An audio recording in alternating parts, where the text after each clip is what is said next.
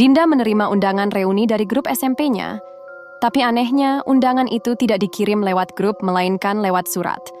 Tulisannya berdebu dan pengirimnya tidak jelas. Lokasinya? Gedung bekas sekolah mereka yang sudah ditutup sejak 10 tahun lalu karena kebakaran. Meski ragu, rasa penasaran membuat Dinda datang. Ia bertemu 3 teman lama, Rian, Sari, dan Andi, yang juga menerima undangan. Tak ada sinyal ponsel. Gedung tua itu tampak rapuh tapi sepi. Mereka memasuki lorong yang tak mereka kenal. Dulu tidak ada lorong itu di sekolah. Dindingnya lembab, berjamur, dan seperti bernafas. Suara gemeretak terdengar dari dalam. Di tengah lorong ada cermin tinggi. Saat mereka bercermin, bayangan mereka tidak mengikuti gerakan. Rian melambaikan tangan. Bayangannya tersenyum jahat. Cermin tiba-tiba retak. Saat semua terdiam, tiba-tiba lampu padam. Saat menyala lagi, Sari hilang. Mereka panik. Teriakan Sari terdengar dari balik dinding, seolah diseret. Dinda mencoba menghubungi ponsel, tetap tak ada sinyal. Mereka mengikuti jejak darah. Lorong berubah-ubah bentuk, seperti hidup.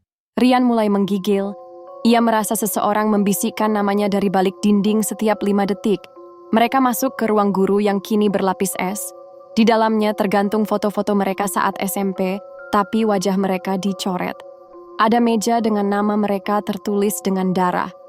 Tiba-tiba bel sekolah berbunyi, padahal kabel listrik sudah lama tak ada. Setiap bunyi bel membuat kepala Andi sakit. Ia mulai berdarah dari hidung dan matanya membelalak seperti melihat sosok mengerikan. Dinda menemukan surat di laci. Isinya, permintaan maaf dari seorang guru bernama Bu Erna. Ia bunuh diri setelah kebakaran. Dalam surat, ia menyebut nama keempat mereka.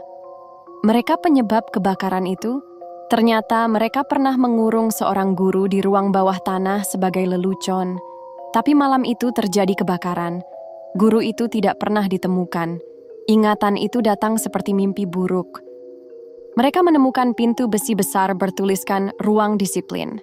Sekolah tidak pernah punya ruangan itu. Saat dibuka, ruangan itu penuh kerangka tulang dan ada satu meja dengan tulisan, "Gurumu menunggu." Bu Erna muncul, tapi bukan sebagai manusia. Rambutnya menjuntai, matanya kosong, tubuhnya terbakar. Ia menangis dan tertawa bersamaan.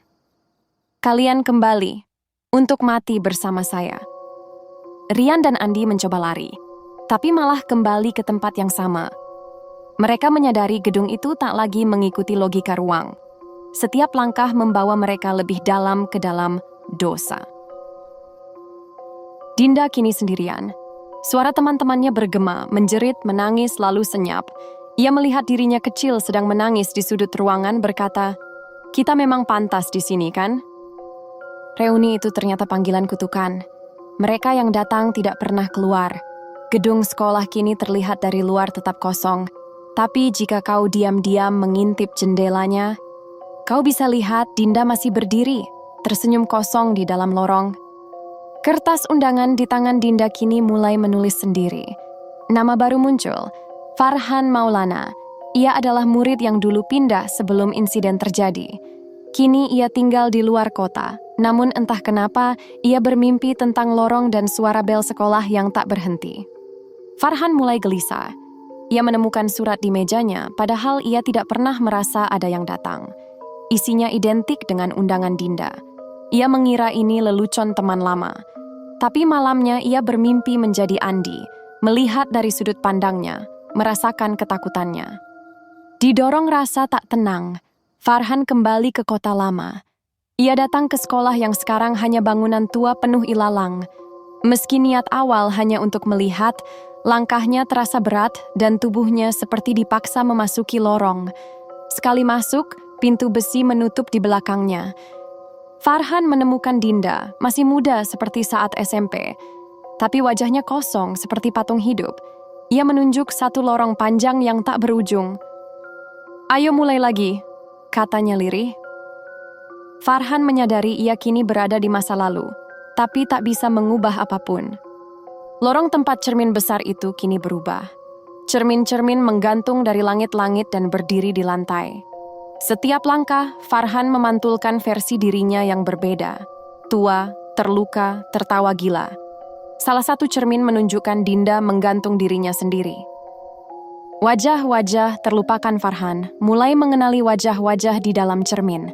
Mereka adalah murid-murid lain yang juga pernah hilang tanpa jejak dari sekolah tersebut. Setiap wajah berbisik, "Jangan percayai Dinda. Dia bukan lagi manusia." Salah satu cermin retak dan meluncurkan kertas lusuh. Farhan membuka surat itu. Tulisan tangan Dinda sendiri berisi permintaan tolong dan instruksi menuju ruang bawah tanah. Temukan kunci di balik papan nama kepala sekolah. Farhan menuju ruang kepala sekolah. Di sana, papan nama terbuat dari tulang. Ia mencabutnya perlahan. Di baliknya ada kunci hitam berkarat. Namun saat disentuh, jari Farhan langsung melepuh dan berdarah. Ia tetap menggenggamnya sambil menahan sakit. Farhan membuka pintu tua di balik rak buku. Tangga batu menurun curam ke ruang bawah tanah. Bau darah dan daging terbakar semakin kuat. Di bawah ada meja eksekusi, alat penyiksaan, dan puluhan lilin menyala tanpa api nyata. Sari terikat kursi di tengah ruangan. Matanya tertutup kain berdarah. Ia masih hidup, tapi tubuhnya luka parah. "Kau harus bakar tempat ini," bisiknya sebelum pingsan. Tiba-tiba, jeritan Andi menggema dari balik dinding batu. Farhan menemukan ruangan tersembunyi. Dindingnya terbuat dari ratusan pecahan cermin. Setiap potongan menunjukkan potongan kenangan, kesalahan, dan wajah-wajah menyiksa diri sendiri. Di tengah ruangan, sosok Andi duduk bersimpuh sambil mencakar wajahnya. Bu Erna muncul, kini lebih nyata. Ia menawarkan jalan keluar untuk Farhan jika bersedia mengorbankan satu nama dari masa lalunya. Farhan menolak. Bu Erna tertawa dan berkata, "Maka kau akan menjadi penjaga berikutnya." Farhan mulai melihat kulitnya memucat, jarinya menua. Ia hampir menjadi bagian dari lorong. Dinda muncul dan memohon, "Hancurkan jantung gedung ini." Ia menunjukkan tangga menuju fondasi pertama sekolah. Di bawah tanah terdalam, Farhan menemukan struktur seperti jantung raksasa berdetak. Terbuat dari darah dan akar pohon tua yang menyatu dengan mayat-mayat. Ia menusukkan kunci hitam ke tengah organ itu.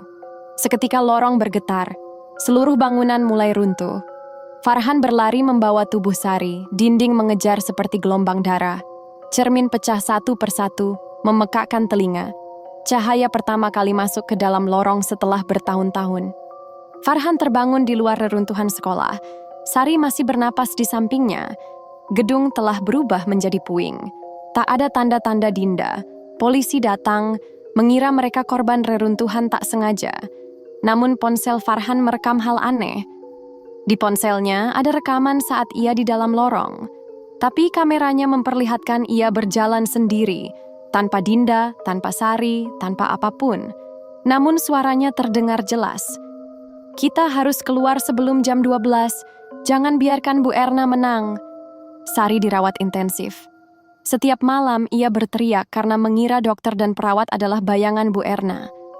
Farhan mendapati cermin di kamar rawat menampilkan pantulan Dinda berdiri di belakangnya.